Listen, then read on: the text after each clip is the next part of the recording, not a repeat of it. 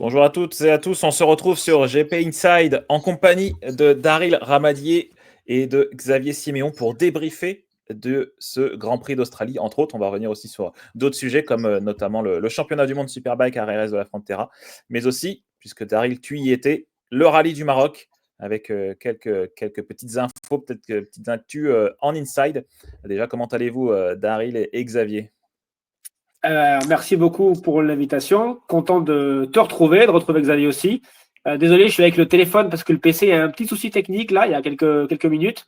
Mais mieux vaut des outils précaires là pour être avec vous que pas d'outils du tout. Et toi, Xavier, ça va? Ça va très bien, toi, Thomas. Content de te voir, Daryl. Nous, on Tu s'entend, m'as Xavier, sur la RTBF, mais on se voit pas. Là, on se voit. Allez, on va pas traîner. On va rentrer dans le vif du sujet. Donc, ce Grand Prix a été marqué par la victoire de Raúl Fernandez, enfin vainqueur. Après quand même quelques années de galère, Raúl Fernandez jusqu'à présent, son meilleur résultat en Grand Prix en MotoGP, c'était une 5e place. Et là, depuis 2 Grands Prix, Grand Prix d'Indonésie et le Grand Prix d'Australie, il fait une belle performance. Et puis surtout, il fait ses premiers podiums en sprint et il termine vainqueur pour la toute première fois. Voilà, qu'est-ce que vous en pensez, vous les gars, de cette performance? C'est vrai que pour le MotoGP, c'est assez surprenant de voir Raúl Fernandez gagner après maintenant plus de 4 ans dans la catégorie. Mais c'est vrai que dans les catégories inférieures, que ce soit Moto 3 et Moto 2, il avait été très dominateur, il avait gagné beaucoup de courses. Donc c'était moi plutôt surprenant qu'il ne s'habitue pas plus vite au MotoGP, étant donné qu'il avait vraiment été très très prometteur les catégories d'avant. Ouais, et c'est pas la première fois qu'on a un pilote qui est pendant longtemps, on va dire, en retrait, et d'un coup, ça explose, ça bondit au classement. On se rappelle de Fabio Di Giannantonio, il y a 2 ans maintenant. Xavier, on va aussi parler de ton jeune compatriote Barry Baltus. Pendant quelques années, il a été un petit peu entre la 15e, la 10e et la 20e place, et puis d'un coup, un changement. Alors, pour le coup, lui, c'était un changement d'équipe, mais on a parfois des changements, des déclics un petit peu mentaux, des changements dans l'entourage. Enfin, ça peut être plein de choses différentes. Tu pourras, toi, nous le dire mieux que nous. Mais voilà, on a des pilotes qui franchissent plusieurs caps d'un coup. Et en fait, ça nous invite un petit peu aussi je pense, à la tolérance. Parfois, on a des pilotes qui sont en retrait, en fond de classement. On se dirait, ils n'ont pas leur place en MotoGP, en Moto2, etc. Et en fait, souvent, c'est un petit détail qui va faire toute une différence. Exactement. Bah écoute, justement, tu fais bien de dire ça, puisque il se dit effectivement que dans l'entourage de Raúl Fernandez, justement, Massimo Rivola, Fabiano Starlacchini, qui a rejoint le projet Aprilia il y a l'année dernière, après s'être fait évincer de chez KTM, l'ancien ingénieur chez Ducati, qui est passé chez KTM, qui a été évincé et qui maintenant se retrouve chez Aprilia, fait que ils ont beaucoup de confiance. Ils ont changé un peu la façon qu'avait Raúl Fernandez de travailler. Et puis surtout, on va le rappeler, parce que Davide Brivio, le patron du team Trackhouse, a vraiment fait confiance à Raúl Fernandez, parce que l'année dernière, déjà, on pensait que Raúl Fernandez allait finir soit en Superbike, redescendre en Moto2, ou en tout cas quitter le MotoGP. Mais en fait, Davide Brivio a vraiment une confiance un peu aveugle en lui, puisque justement, comme tu le disais, Xavier, ses performances en Moto2, Moto3 font que il mérite, entre guillemets, sa place en MotoGP. Voilà, ça, tout simplement. Ouais, et surtout, je vais prendre sa défense. C'est que pendant les premières années du MotoGP, il n'avait pas non plus les meilleures armes. Il est arrivé chez KTM quand c'était pas du tout la moto de référence. Et ça, malheureusement, pour un rookie, ça n'aide pas. Depuis qu'il est sur l'Aprilia, on voit qu'il y a vraiment une nette progression. Et cette année, comme tu l'as dit, Thomas, Aprilia qui lui a vraiment fait confiance en lui donnant le même package de base que Bezzecchi et Jorge Martin. Et ça, pour la confiance, pour l'ego d'un pilote, ça fait beaucoup. Parce qu'on voit que Bezzecchi, il ultra performe avec cette moto. Et donc, du coup, pour un pilote, quand on voit un autre pilote performer avec la même moto que ça, ça motive encore plus. Et puis, bravo à Aprilia. Justement, parce que tu parles de Bezzecchi, bravo à Aprilia qui, aujourd'hui, s'impose, on peut le dire maintenant. Au niveau du son, c'est bon, Thomas Xavier? Il n'y a pas trop de... Non, c'est parfait. Okay. C'est parfait. Qui s'impose comme le constructeur rival numéro 1 de Ducati, alors que c'est la marque avec le moins de budget parmi les 5 en MotoGP. Et ils nous ont rappelé hier que c'était leur 300e victoire, c'est ça, Thomas, toi qui es statisticien, ce qui en fait la marque européenne avec le plus de succès dans l'histoire des Grands Prix, mine de rien. Oui, c'est sûr qu'Aprilia ça fait surtout connaître dans les petites catégories, surtout en 2 temps. Mais c'est vrai qu'en MotoGP, bon, c'est leur 6e victoire. Mais c'est vrai qu'effectivement, comme tu dis, les Ducati, alors, on va pas dire qu'elles marquent le pas, bien évidemment que non. Mais on sait que sans Marc Marquez, c'est quand même plus compliqué. On le voit hein, depuis le Grand Prix d'Indonésie où Marc Marquez était un peu fatigué et puis surtout qui a été blessé, que les Ducati ont été en galère et que là, ce week-end, Saint-Pecco qui termine quasiment dernier au sprint, pas de Ducati aux premières lignes, pas de Ducati sur le podium du sprint et qui peut compter que sur quelques-uns de ses représentants, comme dit Gian Antonio. Donc c'est vrai que cette Aprilia semble plus homogène depuis quelques Grands Prix, quoi. Ouais. Après, c'est un tracé, Xavier, tu pourras me le confirmer, c'est un tracé très particulier. Et on a souvent eu plein de marques différentes en bagarre à l'avant, alors que sur le reste des circuits, c'était pas trop le cas. Je me rappelle, je sais plus quand c'était. Déjà en 2015, hein, les Honda, les Yamaha, les Ducati, il y a la Suzuki aussi plus tard. Rins, je crois qu'il s'était battu pour la victoire ici. Mais il a gagné en Donc, 2002. c'est ça. Donc c'est un tracé atypique. Et même à chaque fois, quand la saison de Superbike démarre là-bas, on se dit toujours avec Xavier, ne jamais prendre les résultats, ne jamais tirer des conclusions trop hâtives parce que c'est un circuit particulier, c'est une zone du monde particulière, des conditions particulières, etc., etc. C'est un circuit avec beaucoup de virages rapides, très peu de gros freinages. Et je dirais que l'appui au sol que peut transmettre la moto fait qu'on arrive à être performant ou en galère. Et là, on peut voir que les Aprilia sur des circuits plus typés comme Phillip Island, comme Barcelone aussi, où on passe énormément de temps sur l'angle avec des vitesses élevées, ce sont vraiment des circuits où l'Aprilia arrive toujours à faire une petite différence. Et on voit que depuis des années, l'Aprilia a mis le temps à arriver à ce niveau-là, mais là, ils ont vraiment trouvé un petit truc pour que la moto soit performante au guidon de tout le monde. On va rappeler Marco Bezzecchi, mine de rien, il termine sur le podium, certes, mais surtout, il termine sur le podium en ayant 2 longues laps à réaliser. C'est quand même une performance encore supérieure, puisque alors sa stratégie, comme il le dit, c'était de partir très vite devant pour essayer d'avoir déjà un petit écart et ensuite faire ces 2 longues laps. Il a réussi parfaitement à faire ses stratégies, puisqu'il n'a pas traîné, hein, il est parti directement durant la course. Et ensuite, il a pu faire ses 2 longues laps. Après, il a buté un petit peu derrière Acosta, il a perdu un peu de temps. Et donc, ça l'a un peu forcément, bien évidemment, aller chercher la victoire, ça aurait été compliqué. Mais il ne pensait même pas à lui terminer sur le podium. Une fois qu'il s'est défait d'Acosta, il a vu qu'il pouvait revenir sur Marquez.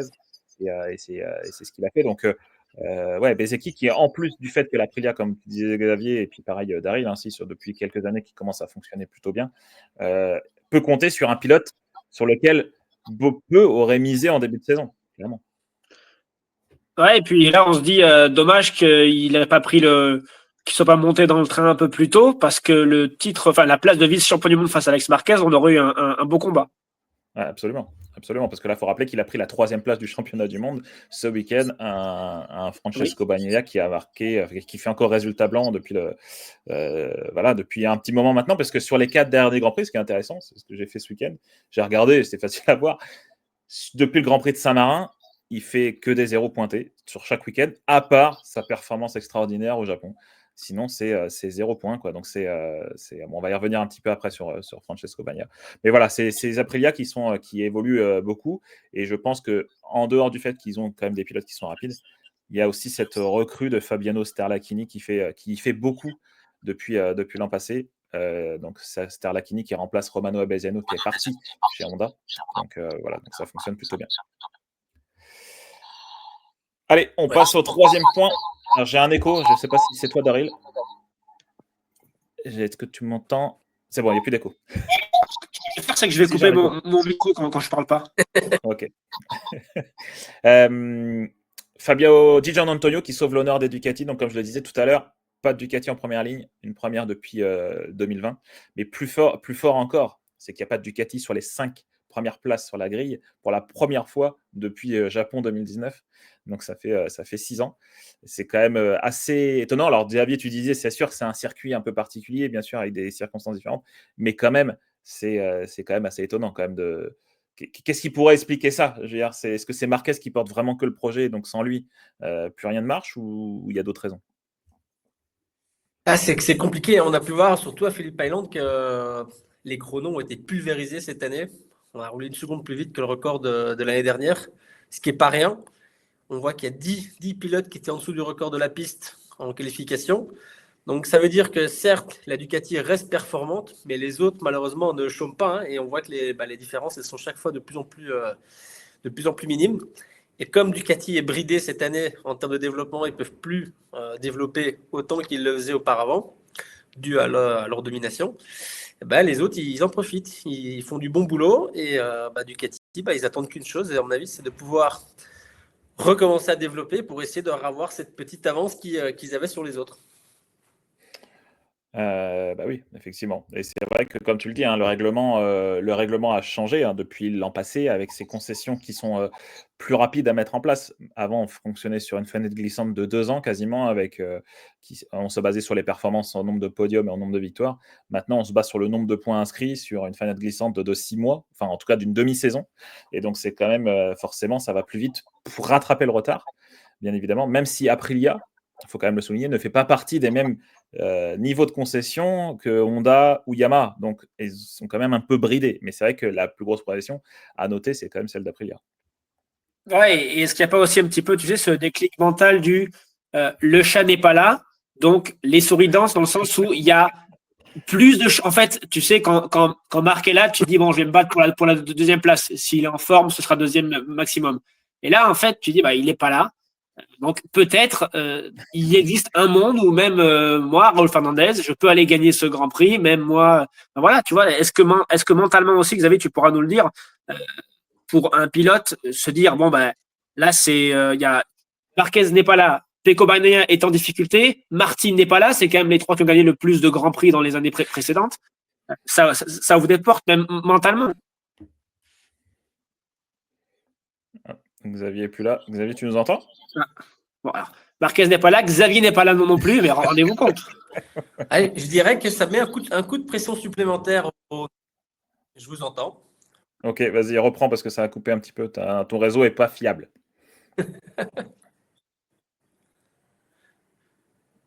1, 2, 1, 2. Ouais, on t'entend. Je disais, ça met un coup de pression aux outsiders, des gars comme Fermin Aldeguer, tous les pilotes qui ont l'habitude de gagner, justement. Ils se disent, Marc n'est pas là, c'est mon week-end. Et je pense que ça met justement un petit coup de pression supplémentaire parce que on a pu voir que Fernandez, qui ne s'attendait pas du tout à gagner, a entamé ce week-end en étant beaucoup plus décontracté que certains de ses adversaires. Et finalement, ça a été la surprise du week-end. Donc je pense que justement, c'était une pression supplémentaire pour les autres du fait que Marquez n'était pas là. Mais après, Daryl, comme tu le dis, hein, c'est vrai que quand Marquez malheureusement était absent sur blessure, c'est là où on a eu le plus de néo-vainqueurs, donc de nouveaux vainqueurs en catégorie reine, puisque voilà, on peut citer des Fabio Quartararo, des Brad Binder, des Miguel Oliveira, des Marco Bezzecchi, des Johann Zarco, enfin voilà, tout ça qui fait que ça a révélé beaucoup plus de pilotes, bien évidemment. C'est sûr que quand on pense à chaque fois aux aliens, aux extraterrestres, cette époque-là où les victoires se partageaient en 4 pilotes, quoi, au maximum. C'est sûr que là, ça change un peu la donne, quoi. Mais c'est vrai que c'est intéressant, Xavier, ce que tu dis, parce que moi, j'aurais pensé le contraire, justement. Se dire, ouais, j'ai encore plus la possibilité de gagner, et pas, ça me met la pression de savoir qu'il n'est pas là, tu vois. Mais on a pu voir, tous ceux qui sont normalement à la lutte derrière Marc, ils n'étaient pas là ce week-end. Son frère était en plus en difficulté. Et on a vu son frère qui était frustré après la course parce que justement, il se dit c'était mon opportunité vu que Marc n'est pas là. Et le fait de ne pas avoir gagné, ça met un petit coup moral. C'est sûr, c'est sûr. On va passer maintenant au KTM. On a eu quand même un bon début de week-end de la part des KTM, puisque les Binder étaient là, enfin, en tout cas sur les premières séances, il y avait Binder, il y avait Acosta, et surtout Paul Espargaro, qui, mine de rien, fait le job, parce qu'il remplaçait Maverick Viñales blessé chez Tech 3. Donc il a retrouvé Tech 3, et puis surtout, il arrive comme ça, il débarque sur un circuit, bon, ok, certes un peu particulier, mais il débarque comme ça en cours d'année, et il arrive à montrer qu'il est là, puisque il était en Q2, et puis il a encore du rythme, le Paul. Donc voilà, mais par contre, en course, ça peine à concrétiser. Quand on voit Acosta, qui est quand même le meilleur représentant, qui se bat et qui se démène pour aller chercher le podium, c'est encore compliqué. Il n'a pas encore les armes aujourd'hui.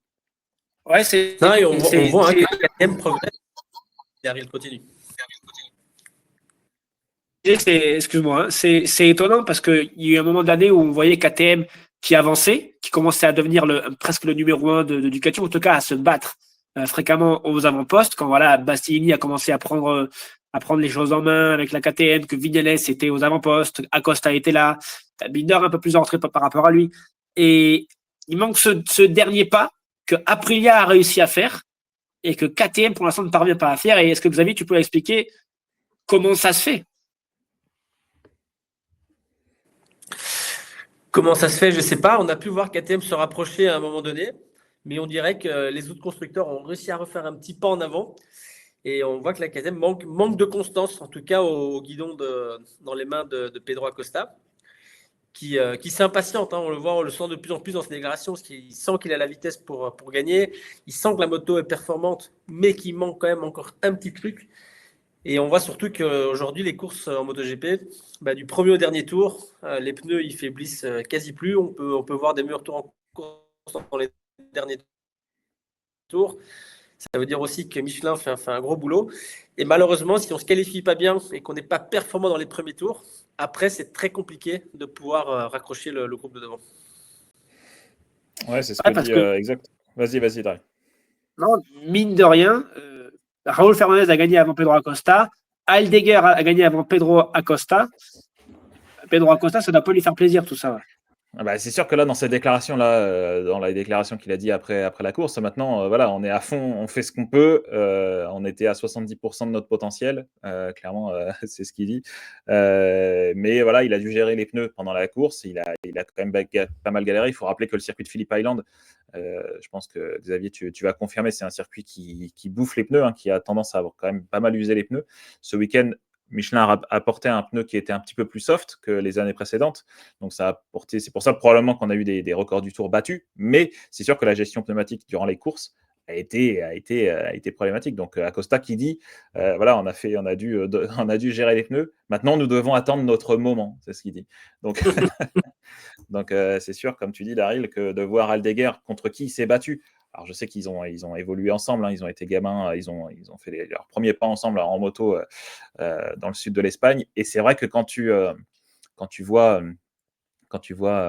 aujourd'hui Aldeguer qui finit devant lui, qui bat le record, l'un des records de précocité en terminant. Voilà, enfin bref, tu peux imaginer que quand on voyait Acosta arriver en MotoGP en disant que ça va être le nouveau Marquez, c'est sûr que ça doit lui mettre un petit coup au moral, quoi. Comme quoi, en MotoGP, ils s'apprécient les deux, mais il y a quand même ce côté moi je suis meilleur que toi et je veux te battre, même s'ils ont grandi ensemble et qu'ils ont eu des étapes différentes dans leur carrière et qu'ils sont tous les deux de la région de Murcia. Mais c'est sûr que Pedro, ça doit l'agacer un petit peu, connaissant le caractère du bonhomme. Vas-y, Daryl, tu voulais rajouter quelque chose? Non, comme quoi en MotoGP, les certitudes n'existent pas, puisque l'an dernier, on voyait Pedro Acosta comme fut peut-être le plus jeune vainqueur de l'histoire des Grands Prix, champion du monde très très tôt. Au contraire, on disait qu'Raúl Fernandez, on va être honnête, Thomas, en début d'année, quand on parlait avec lui, ça allait pas du tout, il tirait une tronche pas possible. Physiquement, il avait des galères. Après, il disait, bon, finalement, c'est moi, ça vient de moi, la moto va très bien. Nous, on se disait, mais c'est le prochain à prendre la porte. On va être honnête, voilà, c'est les choses. De la même manière que quand Martin a signé chez Aprilia avec Bezzecchi, on a tous regardé Martin plus que Bezzecchi. Et voilà, et il nous rappelle que il faut toujours prendre tout avec des pincettes et ne jamais enterrer personne trop vite. Et merci à eux pour ça. L'autre contre-exemple, c'est aussi Luca Marini, qui, quand on le voit en début de saison, qui est, s'est envoyé plutôt un Johan Zarco, premier pilote Honda. Là, aujourd'hui, c'est un peu le contraire. Alors certes, bien évidemment, on n'enlève pas du tout la victoire de Johan Zarco, mais depuis cette victoire et son podium à Silverstone, c'est plus compliqué pour Johan Zarco, qui galère, alors que la courbe de progression de Luca Marini est plutôt à l'inverse, quoi. Et peut-être que même au championnat, ça peut aussi jouer en la défaveur de Johan Zarco, qui pourrait, selon ce qui se passe, ne pas terminer premier pilote Honda. Oui, on a vu que l'Honda a énormément progressé ces derniers temps.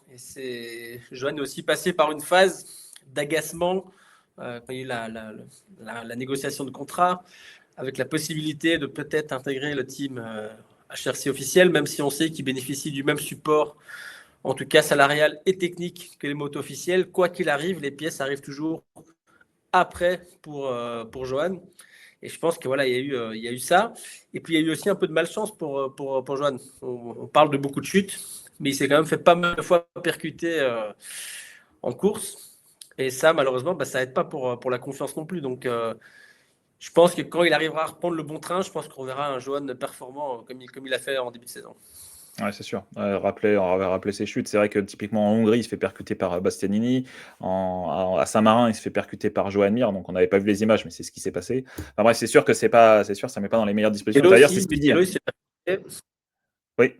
Mais c'est ce qu'il dit, de toute façon, Johan. C'est maintenant, il essaie de retrouver cette confiance, de plus chuter. Malheureusement, forcément, quand tu es dans une spirale, j'imagine, hein, Xavier, toi qui est pilote, quand tu es dans une spirale un peu négative, entre guillemets, c'est difficile de s'en sortir. Une fois que tu auras le déclic, j'imagine que ça ira mieux. Mais c'est vrai que là, il n'est pas dans le meilleur des moods, je dirais. Non, mais ça reviendra. On voit qu'il a une attitude très positive. Oui. Il prend beaucoup de recul par rapport à la situation. Et c'est pour ça. Il suffit de finir une fois une bonne course et après c'est reparti. On va parler d'un autre là, qui probablement a le moral un peu dans les chaussettes. C'est Francesco Bagnaia. Encore, il y a un week-end compliqué ce week-end. Avant-dernier en course sprint. Chute durant le Grand Prix. On peut même imaginer, et ça, je crois qu'on en parlait avec toi, Daryl, c'est que je pense que même Pirot, par respect, n'est pas venu chercher Francesco Bagnaia dans la course sprint pour pas terminer devant lui. Mais ouais, c'est compliqué. C'est compliqué. Encore en galère ce week-end. Alors, on voit que tu n'as pas beaucoup roulé ce week-end à cause du Grand Prix parce que c'est pas avec moi que tu as parlé de ça. Mais, non, oui, c'est. Franchement, là, maintenant, on manque de mots pour décrire la situation. Je pense que même lui, il n'arrive pas à décrypter ce qui se passe. Non, c'est incompréhensible. Et a priori, Xavier, quand il se passe quelque chose comme ça, on ne passe pas de jouer les podiums et les victoires à être dernier. On n'a pas oublié comment piloter. Ça vient forcément plus de l'intérieur du pilote.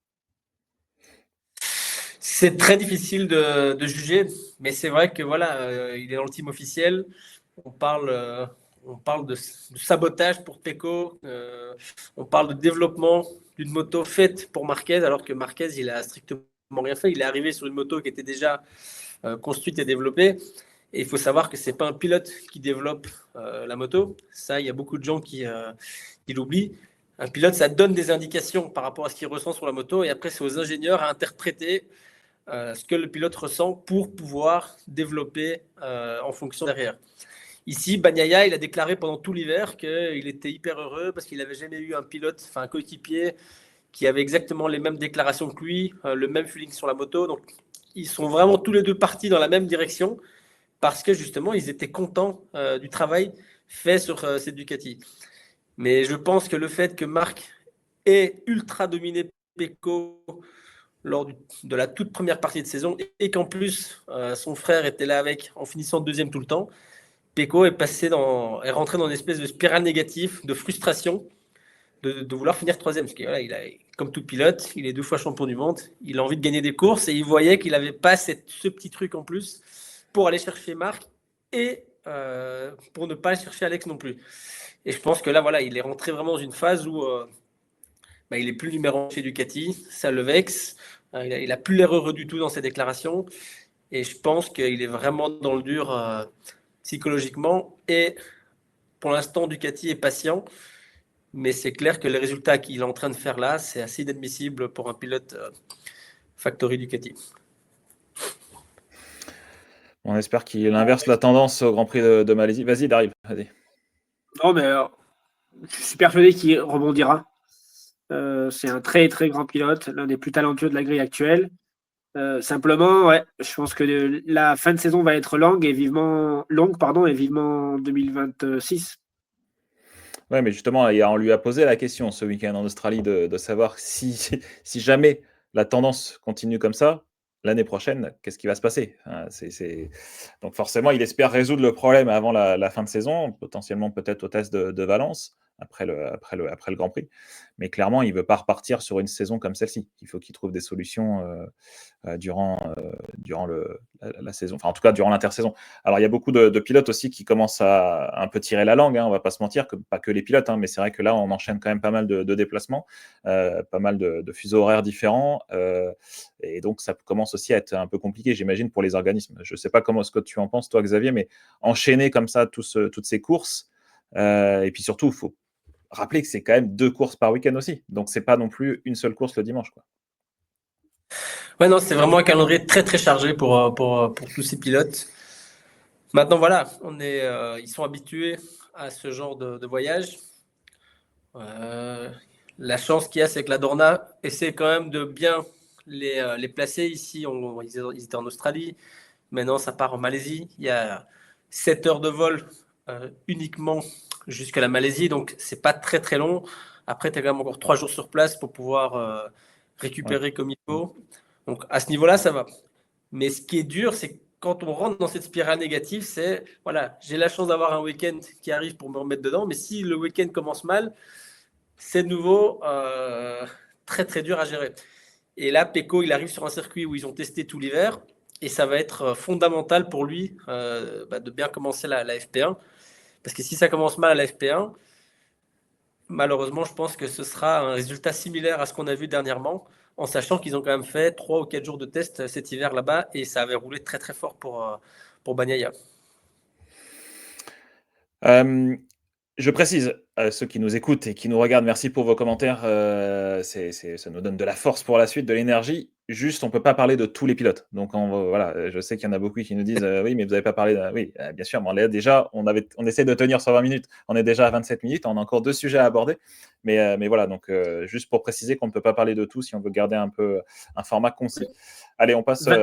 27 est un très bon chiffre pour le Grand Prix d'Australie. Hashtag Casey Stoner. C'est vrai. Qui était présent d'ailleurs ce week-end.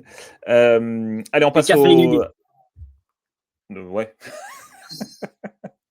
Allez, on passe au point suivant. Il y avait un autre événement ce week-end, c'était le round final de la saison 2025 du championnat du monde Superbike, que vous avez pu entendre notamment sur RTBF Ovio en compagnie de Xavier Siméon. Xavier, voilà, triple titre pour Toprak Razgatlıoğlu. Bon, c'était chaud, mais bon, on ne se faisait pas non plus de doute sur le fait qu'il allait être titré quand même à la fin. Ouais, clairement, c'était une formalité pour Toprak de gagner ce titre ici à Jerez, même si en course sprint, il y a eu une très très grosse polémique, mais qui heureusement a été éteinte grâce le sport a pris le dessus. Toprak qui est venu vers Nicolo Boulega pour lui dire que c'était pas grave. Et ça, c'était la plus belle image du week-end, en dehors du titre de champion du monde de Toprak. Oui, effectivement, c'est vrai qu'il faut rappeler, course Superpole le dimanche matin, premier tour, le virage qui précède la ligne droite du retour, petite goutte d'eau, alors je ne vais pas dire goutte d'eau, c'est très large, mais il élargit un petit peu la trajectoire, Toprak Razgatlıoğlu. Nicolo Boulega s'infiltre, tente de passer, forcément, il y a une petite touchette, Toprak Razgatlıoğlu finit au tapis, et forcément, à l'arrivée, les huées de tout le fan club et de tous les supporters de Toprak Razgatlıoğlu, on l'a vu, Xavier, il était fermé, Nicolo Boulega, totalement, même ses déclarations après la course, ça a duré 3 phrases, même pas. C'était voilà, j'ai gagné, je suis content, rendez-vous cet après-midi. Bon, voilà. Mais ouais, bon, on peut imaginer que c'était un moment désagréable. Il s'est vraiment fait insulter et menacer de mort par les supporters qui étaient en place. Sur les réseaux sociaux, pareil, son père a reçu des messages de mort carrément. Ah ouais. Ils ont été escortés par la police tout au long de la journée pour éviter de se faire agresser. Donc, je comprends qu'il était un peu stressé. Heureusement que Toprak était là pour vraiment éteindre le feu, mais les supporters n'ont pas été aussi classe que leurs pilotes qui supportent. Ah non, effectivement, et puis surtout, bon, allez, on va quand même rappeler que, comme on l'a dit à l'antenne, Xavier, Nicolo Boulega a fait totalement le job tout le week-end. Il a gagné les 3 courses, c'est ce qu'il devait faire.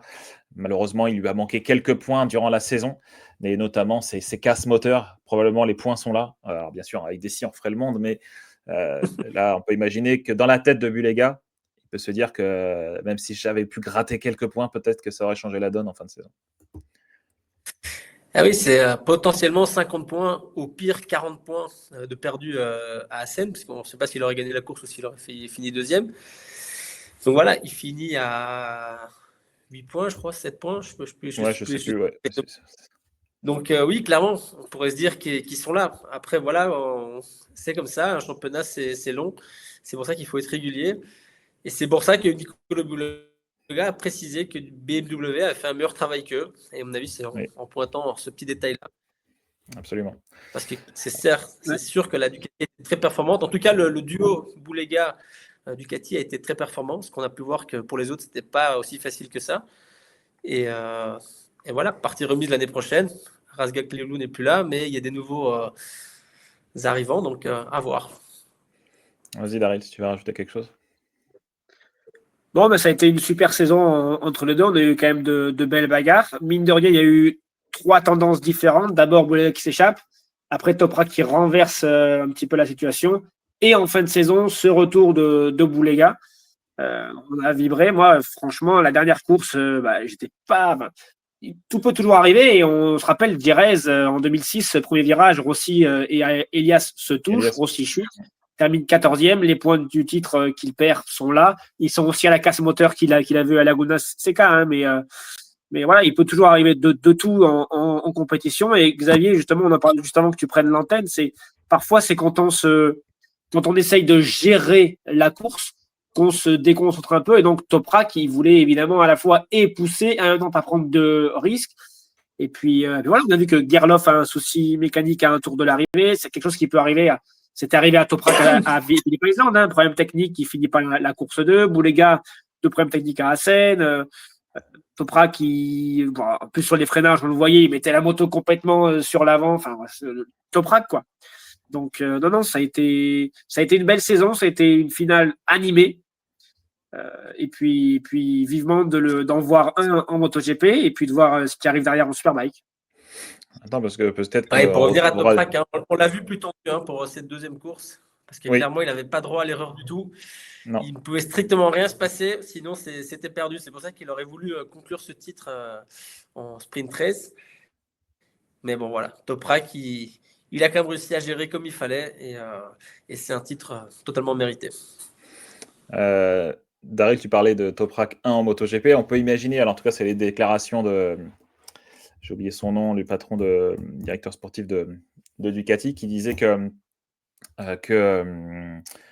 alors, si ce week-end, ce sera normalement Pirot qui remplacera Marc Marquez, peut-être que ce pourrait être Nicolo Bulega lors du Grand Prix du Portugal.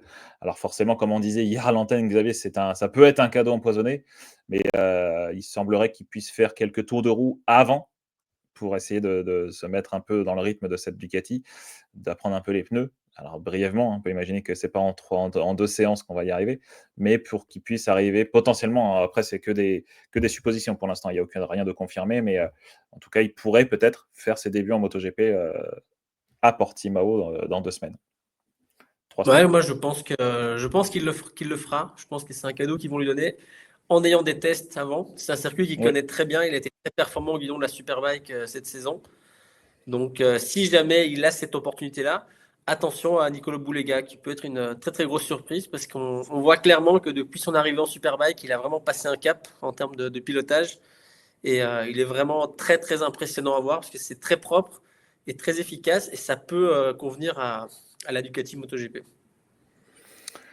Comme je disais, on ne peut pas parler de tout le monde, donc on va juste mentionner son nom, Maria Herrera, qui ravit le titre en championnat du monde féminin.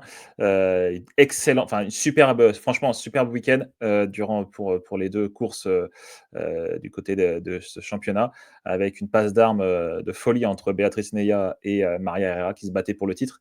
Et surtout, mention spéciale, mine de rien aussi, à Paola Ramos, qui faisait ses premiers tours ses débuts dans cette catégorie et qui a absolument dominé Mais alors, première course, déjà, elle était dans le coup et puis elle a malmené ses adversaires, qui est quand même plus expérimenté qu'elle.